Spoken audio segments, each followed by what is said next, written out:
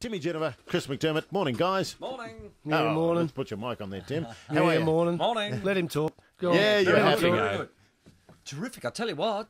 Look at you. Went up to the Gold You've Coast. grown. Yeah, I have, haven't I? I'm on the high chair. All of a sudden he's 7 foot tall. My feet can't hit the ground, though. That's the only problem.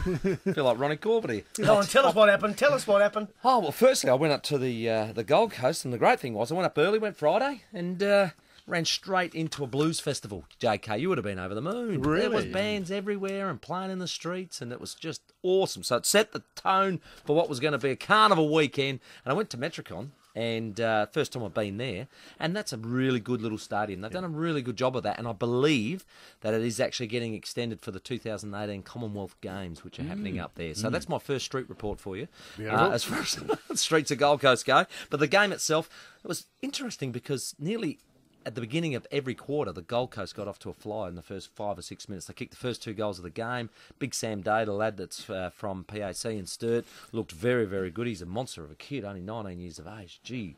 And he was Best game, almost his best minutes, wasn't it, in his I think career? it's his best minutes at AFL level so far. So he was very good. But then Port steadied up and ended up winning that quarter. Second quarter was very even. You've got to say at half-time, they're a point up. A lot of people were having little deja vu moments and just going, oh, please, not again. Let's not make history again was one of the texts that come through. And, you're just thinking, oh, here we go. But the third quarter was unbelievable. 7 goals, 7 to 2 points was the third quarter. Just completely dominated it. But it was, again, the way they moved the ball. And I think Matthew Broadbent has finally come of age at AFL where he actually believes that he can play at that level and showing it because he's got the ability, and now he's showing it consistently in the last 2 weeks.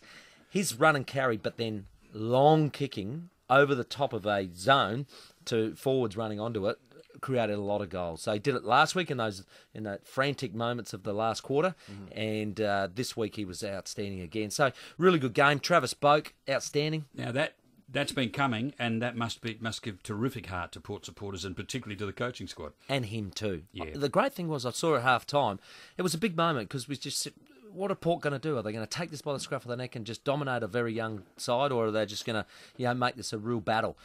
He grabs them all, and Dom had a few words first, and then Travis really spoke passionately. You could see it in his eyes and the way he spoke, and off they went. He had a great quarter, and they had a great game. Does that tell you something about the fact that he might have made up his mind and he's staying? I would like to think that it's going that way, and I saw Robbie Gray on the flight home, who's out with a knee injury, unfortunately, but Robbie, who has signed, is very close to him, and he wouldn't tell me. He wouldn't release any of the details, but he was just feeling quietly confident.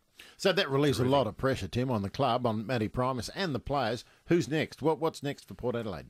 Oh, look, I think next week, Carlton. And the thing I kept saying is, look, win this game against the Gold Coast. Win it, you get 2 in a row. All of a sudden, the world looks so much brighter because you're now 3-6 rather than 1-6, and you got some confidence out of those wins as well.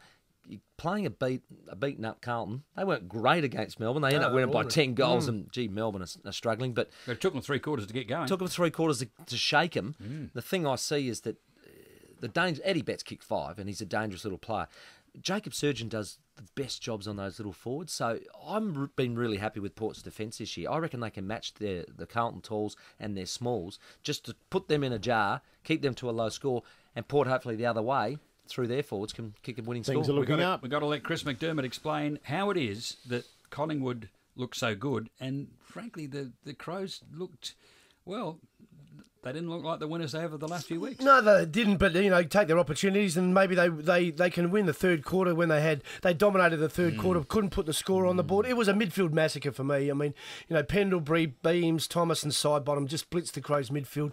Thompson had a quiet game, so did Dangerfield, so did Sloan, and so did Van Berlo, and I think that's where the game was really won and lost. We just could not control their midfield, and in turn they just snuffed ours out completely. Well, I thought the other thing was that they once they got the ball out, Bone, you kept wondering, how is it that there are 4 Collingwood players and 1 Crows player? Yeah, I reckon there was a real breakdown in communication a lot of times too. We saw Sidebottom just drop outside a stoppage and be on his own 20 metres clear, so there seemed to be genuine communication issues with the team, and it was a real worry. On the outside they were great. I mean, Daisy Thomas plays his best game for the year, and when he plays they are a fantastic team. So look, I don't think it was a a reality check, as some call it, maybe a little correction and maybe just a little slap. You know, they had 3 great wins. Yeah.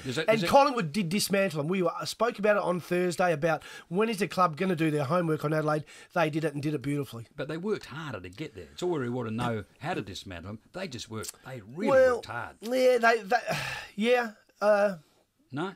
yes and no. I mean, they came home harder. They looked strong at the end. I mean, I don't think we've ever complained about Adelaide's fitness, but they just did it better. They did a little better, and without Travis Cloke having any impact on the game at all. 3 touches, one of them any good. Was it in terms of the good news?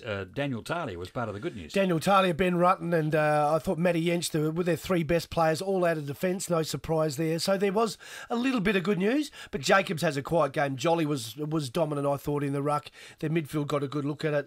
And 44,500. We just had a caller then saying, where would you have fit the other 7,000 people? Well, Rowie asked that on the night, didn't he? Because he had the place full. He thought it was 48 at least. Top of the northern stand was the only spot. There were singles and doubles. That's what it boils down to. Is we had 4 or 5 around us, but they're just single seats. And they were loud. People who can't make it, people who've got somebody who's crook. Somebody who can't avoid it, there's a wedding. So that's it. It's a full house, but it's hard to get the 48 now, isn't it? And it felt like a big game. I mean, a full house, they were noisy. It was a great game of footy too. Yeah. Again, we were saying first half, very much like Carlton the week before. Finals atmosphere, very brutal, tight, tough, lot of tackling, and a winner in the end. It was an arm wrestle, 3 goals. Yeah, it was a really close game. Not a bad game for Adelaide. Thanks, Tim Jennifer. Thank you, Bo.